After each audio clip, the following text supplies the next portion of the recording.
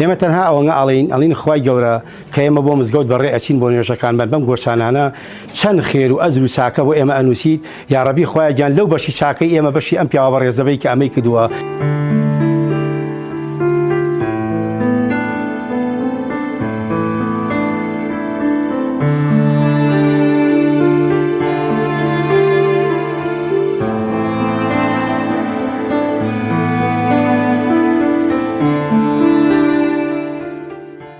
بەناوی خوای گەورە و میهرەبان سوپاسی خوای گەوراکەین ئەمڕۆکە دەستگای بەخشین بە بەخشینەکانی ڕۆڵی چاویان بینی بۆ نابینان و سەد گۆچانیان بەخشیە ڕێکخراوەکەمان کە گۆچان لە بری بینینە بۆ نابینایان.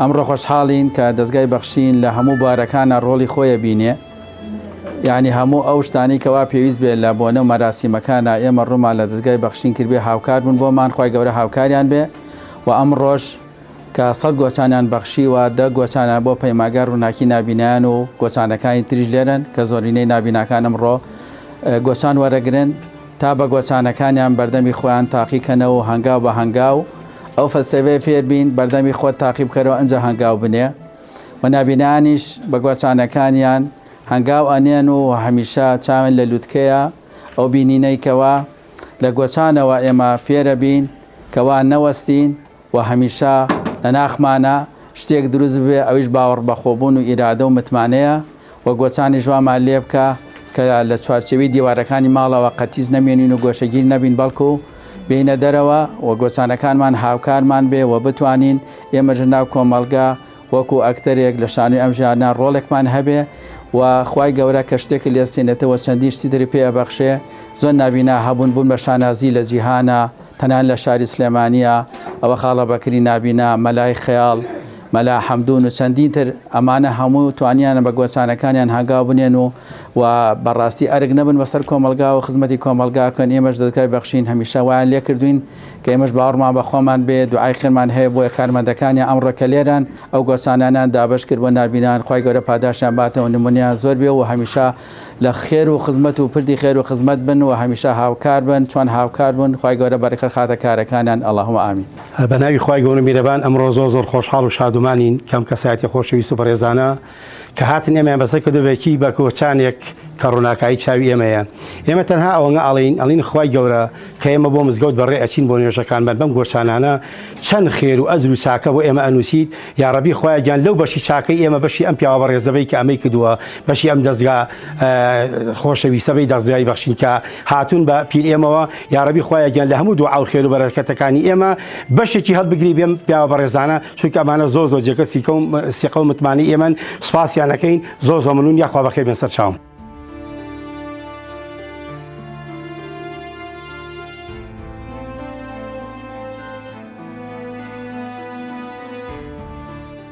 دەستخۆشیمان هەیە لە دەستگای بەخشین کە ناوی خۆیان بە خۆیانەوەیە کە ئەمڕۆ هاتنە ئێرە و دەستی نابینایانیان گرت بە بەخشینەکانیان لەبەرەوە دوعای خێریان بۆکەین خوای گەورە بیان پارێزێ خوای گەورە کاریان بۆ ئاسان کات خوای گەورە مۆفەق و سەرکەوتویان کات.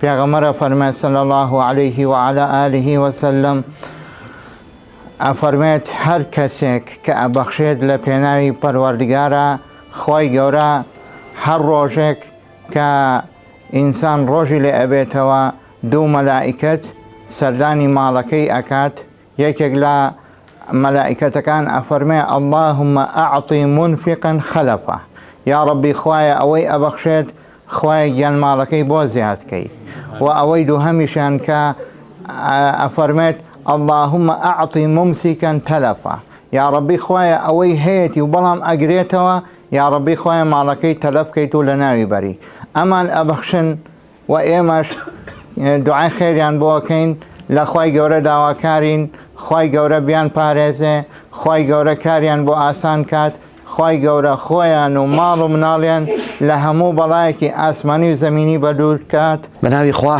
دیارە وەکو منۆک و شخصی خۆمەوە ئەندامانی ڕێکخراوی ڕۆشنایی دڵیش بەڕاستی پێویستێکی زۆرمان بەم جۆرە لە گۆچان هەبوو کە هاوکە یاری دەدرێکمانە بۆ لە ڕێگاکانە لە شەقامە گشتیەکانە لە شوێنە گشتیەکانە لە هەوراز و نشێوەکانی شاتەنانەت لەبەر ئەوە ئێمە زۆر دەستخۆشی و سپاس و پێزانینمان هەیە بۆ دەستگای خێرخوازی بەخشین و داواکارین لە خوای گەورە کە بەرەکەت بخاتە تەمەنیان و بەرەکەت بخاتە کارەکانیان و تەنانەت بەرەکەت بخاتە تەمەنی ئەو کەسانش کە هاوکاری ئەم دەستگایەکەن بۆی بتوانێت هاوکاری زیاتر و زیاتر پێشکەش بک بە نابینایان و توێژەکانی دیکەی خاوەن پێداویستێ تایبەتەکان و تەنانەت سرجەم هاوڵاتیانی نەداری هەرێمی کوردستانیش.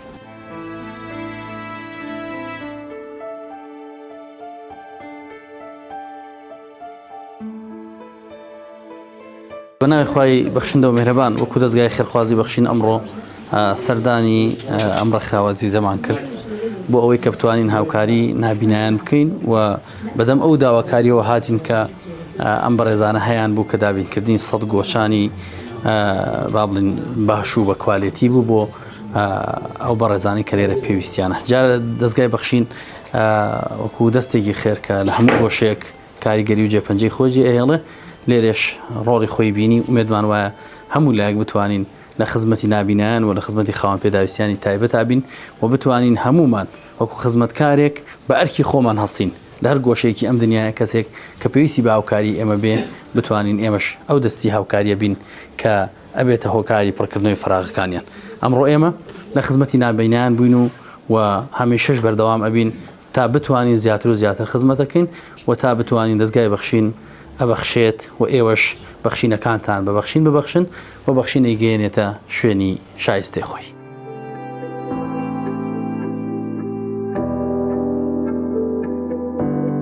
لە دوانزە مانگی ڕابردوودا بەبێ دواکەوتن موچەمان وەرگرتووە. زۆر سوپاسی ئەو خێرخوازانەشەکەین هەم کە هاوکاری دەستگای بەخشینەگە و هەم چاوی لەو مناڵە بێنازانەیە.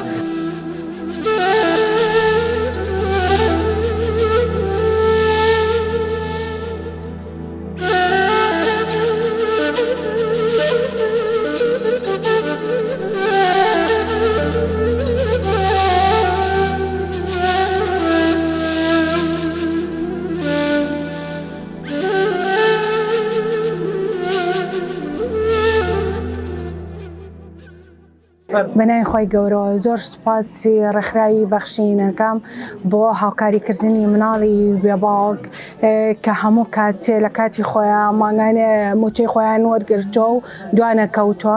زۆر سوپاسی ئەو خێرخوازە بەڕێزانەژەکەم خوا بەداشتیان بێتەوە و نمونەیان هەر زۆر بێ بۆ مناڵی بێباوک و نمونەیان هەر زۆر بێ کە هاوکاری دەستگای خێرخوازی بەخشینن کە وەک دەستگای خێرخوازی بەخشینی نیژە هاوکاری مناڵی بێباوکن و یارمەتیان لە جلوبەرگی مەکتەب و بۆنەکانە و جلوبەرگی جەژنە لەگەڵ مناڵی بێباوکا بوون. بەخێراتنی بەڕێستانەکەم ئی سەرجەم دەستگای بەخشین کە لە ماوەی ئەم ساڵەیە بێ بچڕان موچەی تەواوی مناڵانی بێباوکیان داوە. سوپاسی دەستگای بەخشین دەکەم تەواوی کارمەندەکانی و سوپاس بۆ هەموو ئەو خێرخوازانەی کە بەردەوام بوون لە دەستی هاوکاری و پێشکەشکردنی مادی و معنەوی بۆ هەموو مناڵانی بێباوک. هیوادارم دەستگای بەخشین هەمیشە لە بەردەوامی سەرکەوتنا بێ لەڕێی ئەم پرۆژە خێرخوازیەوە.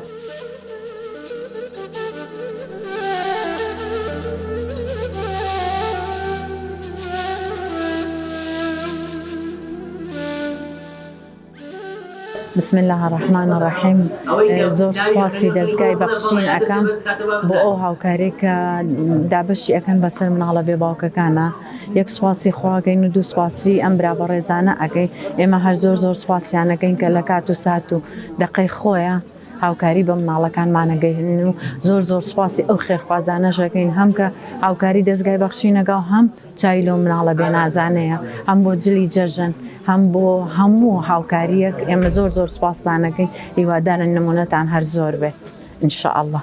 من وردایکی مناڵێکی نازدا زۆر سوپاسی ڕێکخراوی بەخشینەکەم کە هەم بۆ هاوکارانی بۆیان کردوین لە 12 مانگی ڕابردوودا بەبێ دواکەوتن موچەمان وەرگرتووە هەم لە زستانە بە هینی نەوت لە جێژنانە بە هاوکاری جلوبەرێک بۆ مناڵەکانمان کاتی مەکتەب پێداویستی مەکتەبمان بۆ دابین کراوە و زۆر سوپاسیانەکەین و خوای گەورە پاداشتیان باتە و بری قیامەتیان کەوێ و کە چاویان لە مناڵی نازدارەوەی. زۆر سپاسی خێرخوازانەکەین کە هاوکاریان کردوین خوای گەورە پاداشتیان باتەوە بری قیامەتیان کەوێ توێچی قیامەتیان بێ ئیشەڵڵا خوای گەورە سەرفرازی ئەم دنیا ئەو دنیایان کە.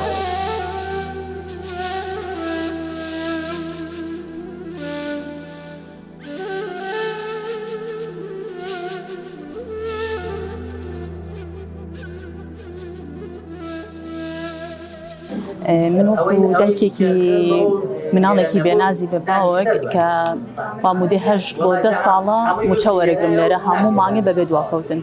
ئەوەی کە بۆ من کراوە لە ماوەی ئەم چەند ساڵەیە هەموو مانگێ بەبێ دواکەوتن موچەی خۆم وەرەگرم. ئیتر ئەوشی کە کراوە وەکو پرۆژەکانی کە لە کاتی زستانە نەوتمان پێدراوە، لە کاتی مەکتەبکردنەوەیە جلوبەرگیان بۆ کراوە، لە کاتی جەژن و بۆنەکانە جلوبەرگ و پێداویستی تایبەتیان بۆ کراوە. لە هیچ شتێکم و کوڕی نەبوو دەستی خێرخوازان خۆش بێ و زۆر سوپاسیانەکە ماڵیان ئاوا بێ هیوادارم بەردەوام بن لەم خێرە گەورەی کە ئەیکەن و دەستخۆشین بۆ تەواوی کارمەندانی دەستگای بەخشین هەیە.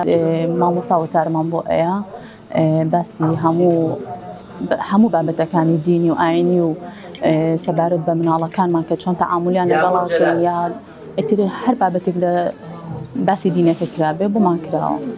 و سەبارەت بە شیرینەکانیش زۆربەی مانگەکان ئەتوانم بڵم هەموو مانگێک ئێمە شیرینی ماوەرگرتووە، یعنی بەبێ دواکەوتن و لەگەڵ موچەکەی هاتبووە.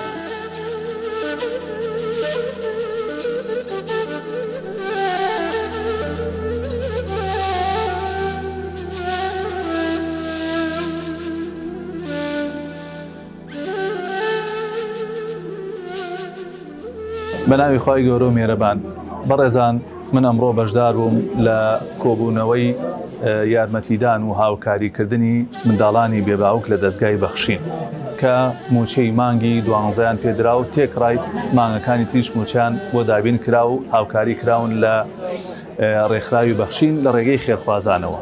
ئەمەوێ لێرەوە جارە سوپاسێکی گەورە و دوعاکی خێری گەورە بۆ ئەو براو خوشکانە بکەین کە هاوکاری ئەم دەستگایەکەن، ئەمانیش هاوکاری ئەم منداڵە بێباوکانەکەن. داواکارین لە خوای ڕەب العالەمین خوا باشترین ئەجر و پاداشتیان باتەوە، خوای ڕەب العالەمین خێر و بەرەکەتی خۆی بەسەردا نابڕێژێ کە ئەوان هاوکاری و دەستبارگیری و یارمەتی ئەم منداڵە بێباوکانەکەن کە بەڕاستی ئەجر و پاداشێکی یەکجار گەورەی هەیە. و سوپاسی دەستگای بەخشینی شەکەم کە بە دڵسۆزانە کە بە ئەمانەتەوە بە خەمخۆری هەڵەسن موچەی ئەم منداڵە بێباوکانە ئەگەیەنە دەستی منداڵی بێباوکی شایستە هەمویان مۆر و ئیمزان پێئەکرێ لە کاتی خۆیان هەموو سەرمانگێک موچەی خۆیان تەسلیمیانەکرێ و بە ئەمانەت و ئەگەنرێتە شوێنی خۆی. یا ڕەبی خوا ئەجر و پاداشیان باتەوە، بەرەکەت خاتە ئیش و کاریان. ئەمە گەورەترین دڵسۆزیە بۆ خاک، بۆ خەڵک، بۆ کۆمەلگا و بۆ مسلمانان کە نەهێڵین منداڵەکان بێناز بن. و لێرەیشەوە ئەمێ بە هەموو خەڵکی بڵێم کە خێرەکانتان، سەدەقەکانتان، هاوکارەکانتان بگەێنە دەست ئەم برایانە بە ئەمانەتەوە ئینشاڵڵا ئیگەێنە شوێنی خۆی. هەمووی خەڵکی دەستپاک و ئەمین و لەخواترسن. و بەتایبەت بۆ منداڵانی بێباوک پێغەمبەری خوا فەرمێ صلی الله علیه وسلم ئەنا وەکافیل اليەتیم فی الجەنەتی کەهاتەین. من و ئەو کەسەی کە کەفالەتی مناڵی بێباوکەکە ئاوهاین لە بەهەشتەکانە. لەو خێر و لەو بەرەکەتە و لەو چاکە ئینشاڵڵا هیچ لایەکتان خۆتان خۆتان هینمەکەن بێبەش مەکەن ئەگەر بە شتێکی کەمیشە بێت. من سوپاسدانەکەم و ئومێدەوارم دەستگای بەخشین هەر لە پێشکەوتنا بێ و ئەوانش کە یارمەتی فەقیر و هەژارانە دەن ئینشاڵڵا هەر لە پێشکەوتنا بوون و خوای تەعالا بەرەکەت و خێر و خۆشی زیاتریان بەسەرا دابارێنێ.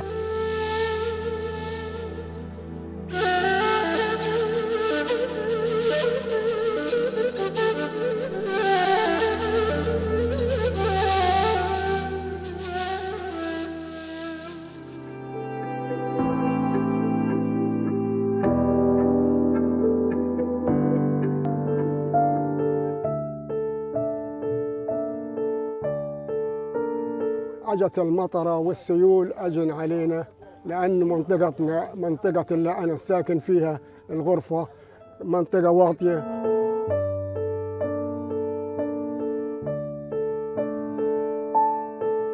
هذا بسكرش معايا كلها بتدخل عليها المية من الشقة هذه من المنطقة اللي بتخش عليها على الفراش، عرفت كيف؟ وعندك تفرج كيف الرطوبة كلها في الأرض، السجاد كله مية. عشان أنا ختيار عمري 82 سنة والحج 75 سنة مش قادرين نطلع في الخشبة ولا نقيم خشبة ولا نقيم نعم. يوم ما نزلت المطر علينا فجأة أول 5 دقائق لقينا الخيمة فوقينا وإحنا قاعدين هان لسه والله 7 تنفار وبقت حماتي جاية عنا حتى 8 تنفار كنا قاعدين وقعت كلها فوقينا شوية للمية بتدخل من تحت على الفراش على الأولاد على تاني يوم على اللي نايمين كله هذا تكسر ووقع فوقينا.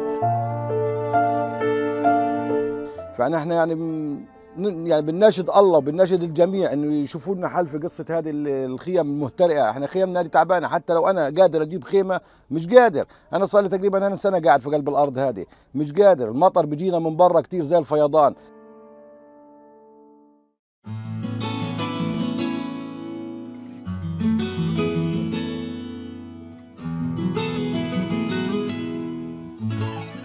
بسم الله الرحمن الرحيم. الحمد لله والصلاة والسلام على رسول الله.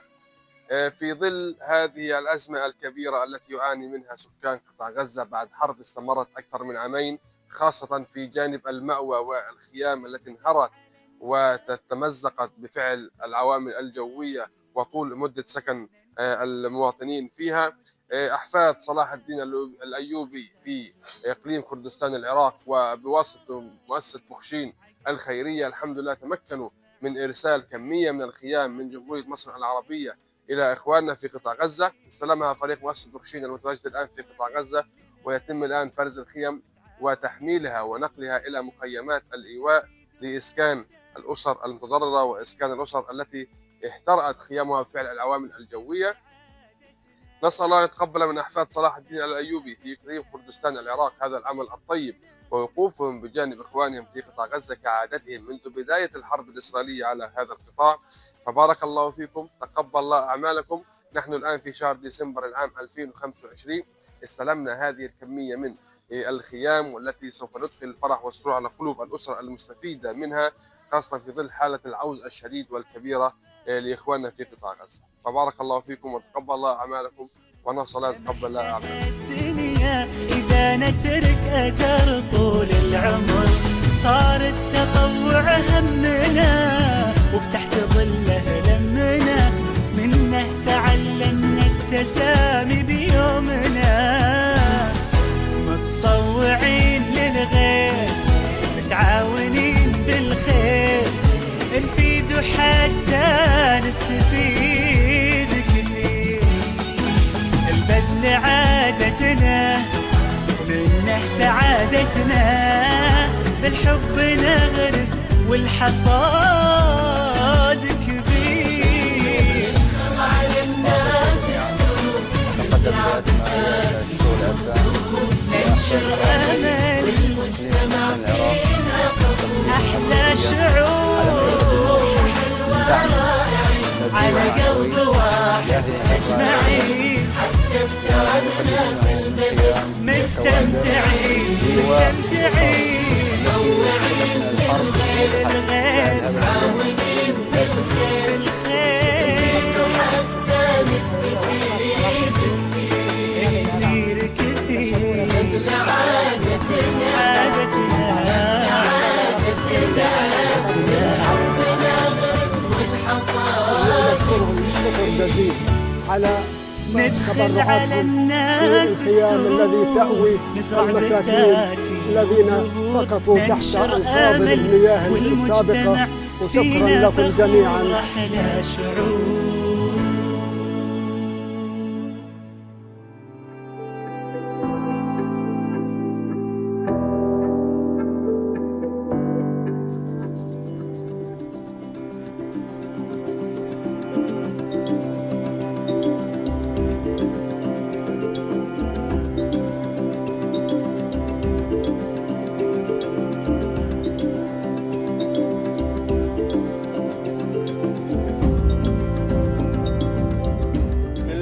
الرحيم. والصلاة والسلام على سيدنا محمد وعلى آله وصحبه وسلم. تقوم مؤسسة بخشين الخيرية وبتمويل من المتبرع السيد عثمان السيد أنور على توزيع اللحوم للفقراء والمساكين في نيجيريا. نسأل الله أن يجعل ذلك في ميزان حسناته.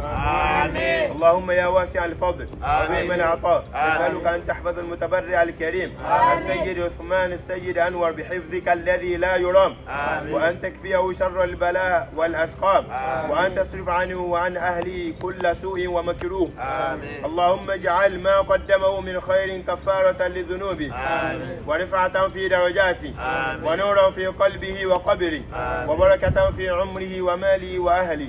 اللهم اصلح له أولاده وبارك له فيهم، واجعلهم قرة عين له في الدنيا والآخرة، واهديهم لما تحب وترضى، واحفظهم من الفتن ما ظهر منها وما بطن.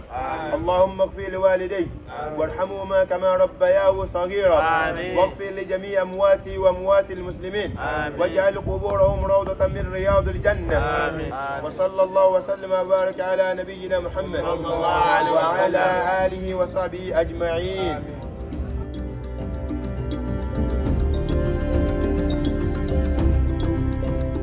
أعوذ بالله من الشيطان الرجيم. بسم الله الرحمن الرحيم، والصلاة والسلام على رسول الله وبعد. الآن نبدأ توزيع لحوم للمحتاجين على نفقة السيد عثمان السيد أنوار، جزاء الله خير الجزاء، ونسأل الله سبحانه وتعالى أن يتقبله منه ويضعه في ميزان حسناته، إنه على كل شيء قدير. ونقول له جزاكم الله خيرا. جزاكم الله خيرا. جزاكم الله خيرا. والآن نبدأ توزيع. نعم.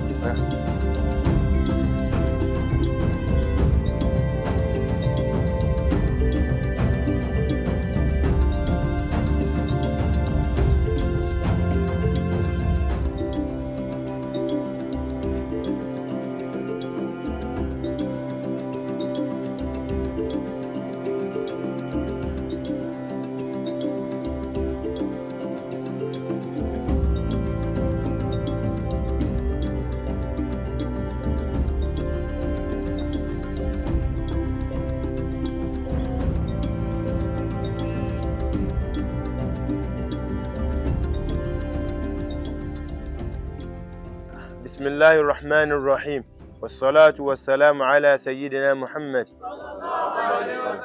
وعلى آله وصحبه وسلم. تقوم مؤسسة بخشين الخيرية وبتمويل من المتبرع السيد أبو بكر السيد أنور على توزيع اللحوم للفقراء والمساكين في نيجيريا، ونسأل الله أن يجعل ذلك في ميزان حسناته.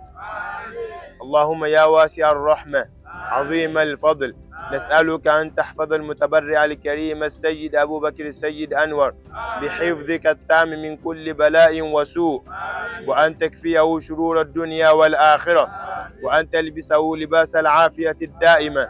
اللهم اجعل ما أنفقه في سبيلك كفارة لذنوبه، وتكفيرا للسيئات، ورفعة في درجاته، ونورا له في دنياه وأخراه.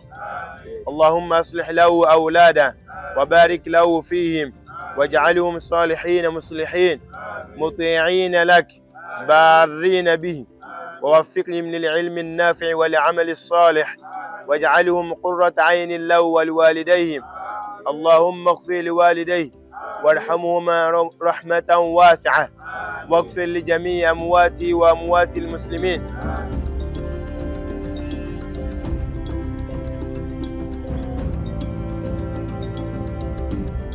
أعوذ بالله من الشيطان الرجيم. بسم الله الرحمن الرحيم، وبه نستعين، ولا عدوان إلا على الظالمين، وبعد. الآن نبدأ توزيع لحوم للمحتاجين على نفقة السيد أبو بكر السيد أنوار. نسأل الله سبحانه وتعالى أن يتقبل منه ويضعه في ميزان حسناته. ما لكم من مكافأة نكافئكم بها إلا أن نقول جزاكم الله خيرا. جزاكم الله خيرا. والآن نبدأ التوزيع. لا تبيش.